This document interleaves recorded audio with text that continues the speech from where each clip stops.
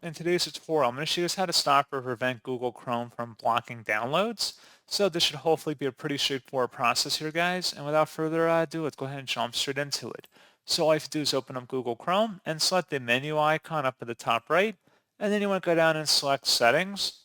Now on the left side, you want to select where it says Privacy and Security. And then on the right side, go underneath Privacy and Security and select the Security button. And now there should be a safe browsing category in here.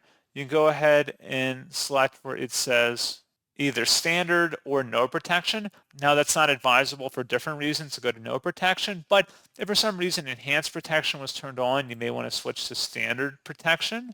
And that's, again, the first thing I recommend trying there. And then that's pretty much it.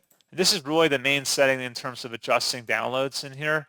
You can go ahead and actually search, if you go and search settings, if you type in download, where it says show downloads when they're done, you can toggle that on or off, as well as asking where to save files before downloading.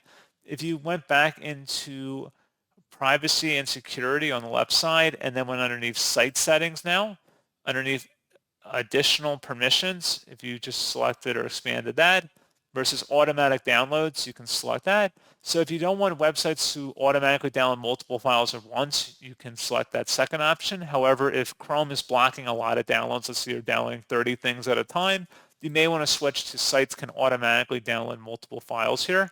So pretty straightforward process on that, guys. And as always, thank you for watching. I do hope that I was able to help you out, and I do look forward to catching you all in the next tutorial. Goodbye.